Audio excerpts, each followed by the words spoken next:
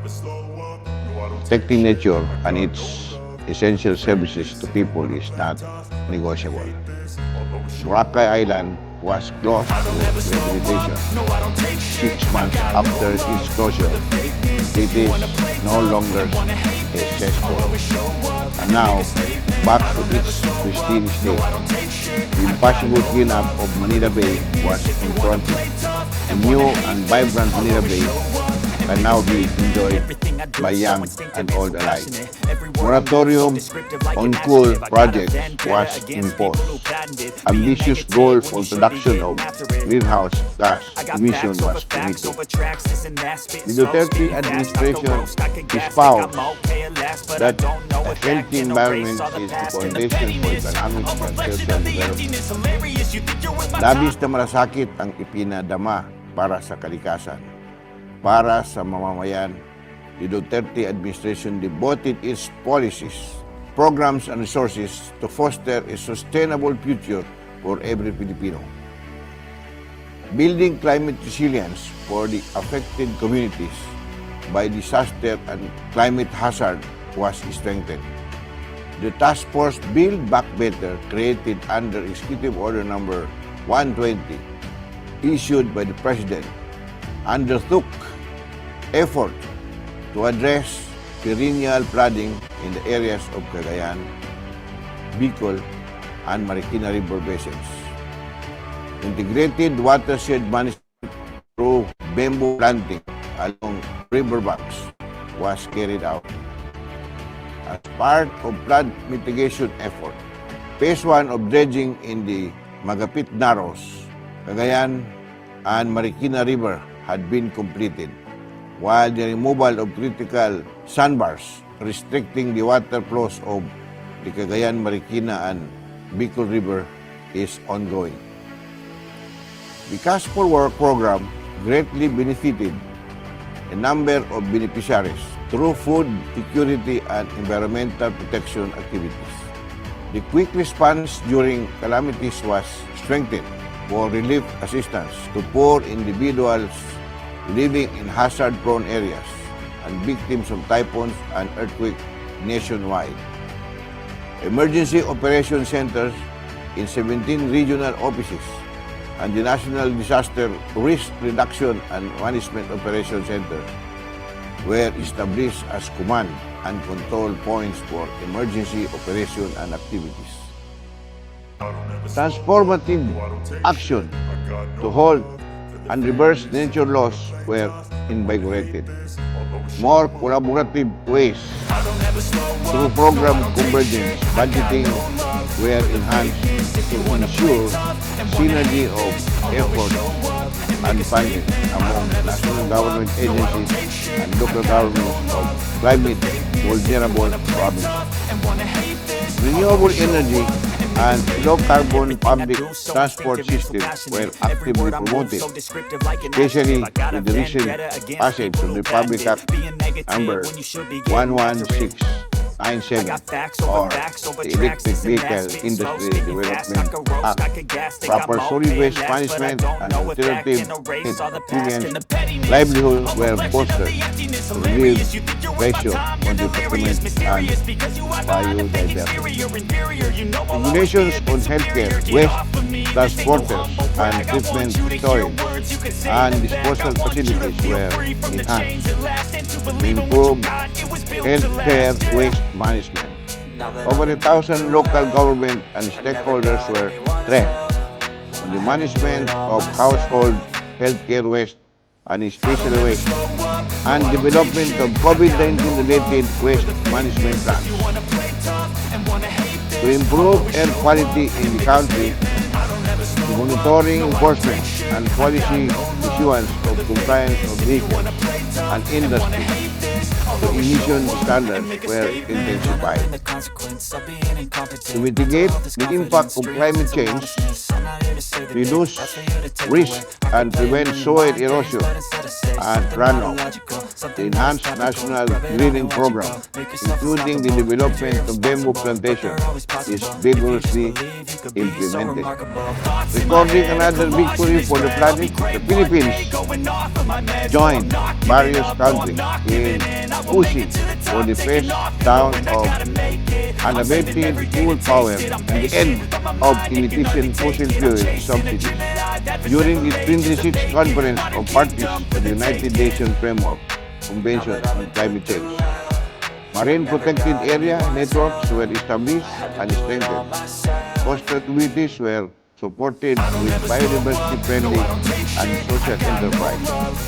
Sustainable agricultural practices were instilled in and around threatened areas and in wider agricultural landscape nationwide. During the pandemic, more than 470.6 million pesos of the Social Development Management Program of mining companies were realigned to support the affected impact and non-impact communities. An estimated 2.7 billion pesos were also committed to environmental programs on top of the 8.1 million seedlings and reforestation of 6,600 hectares of mined out and other areas for the mining forest program. Proactively promoting responsible mining in the country, Phase 1 and 2 of the mining audit covering 43 large-scale surface metallic mining companies have been completed. Supporting quality infrastructures to ensure resilience against extreme weather events and other hazards was facilitated. Flood mitigation programs through flood risk management project, improvement of the embankment, construction of channel improvements, construction of bridges, and repair of sluice gates along low-lying areas have all been strengthening the resilience of communities to hydrometeorological hazard. Coastal infrastructures are also being pursued in partnership with development agencies to enhance the resilience of coastal communities against disaster. Innovation and technology to improve knowledge, forecasting, and readiness for calamities were fortified. State-of-the-art technologies were installed to improve monitoring, forecasting capability, and tracking of weather disturbances, flood disaster mitigation, and earthquake detectability. LGUs were supported with the continuous updating of geohazard maps and in the conduct of risk assessments in their areas to help them plan for disaster and calamities. Proactive advocacy program on Operation Listo to strengthen disaster preparedness of LGUs using the whole of government approach was put in place. The communities and households are being engaged in capacity development on early preparedness action to ensure adaptive and disaster-resilient barangays. Key management plans to guide the country towards climate resilience were developed, enabling science-based decision-making in the country. The Philippine Water Supply and Sanitation Master Plan, Philippine Action Plan for Sustainable Consumption and Production, Roadmap to Institutionalize Natural Capital Accounting in the Philippines for 2022 to 2040, and Rehabilitation and Recovery Planning Guide had been developed.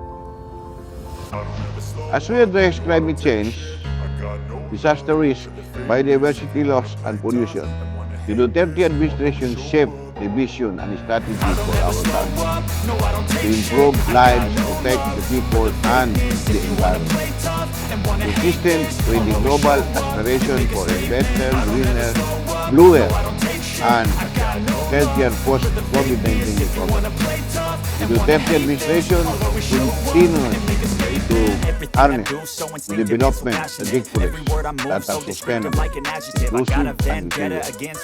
Ito ang kinabukasang ating putihatid para sa bawat Pilipino. Kailangan may pagpatuloy para sa tuloy-tuloy pang pagbabago. But I don't know if that can erase all the past and the pettiness, a reflection of the. I don't ever slow up, no I don't take shit. I got no love for the fakeness. If you wanna play tough and wanna hate this, I'll always show up. I don't ever slow up, no I don't take shit. I got no love for the fakeness. If you wanna play tough and wanna hate this, I'll always show up and make a statement. I don't ever slow up, no I don't take shit. I got no love for the fakeness. If you wanna play tough and wanna hate this, I'll always show up and make a statement. Everything I do so instinctive and so passionate. Every word I move so descriptive like an adjective. I got a vendetta against people who patented being negative when you should be getting after it.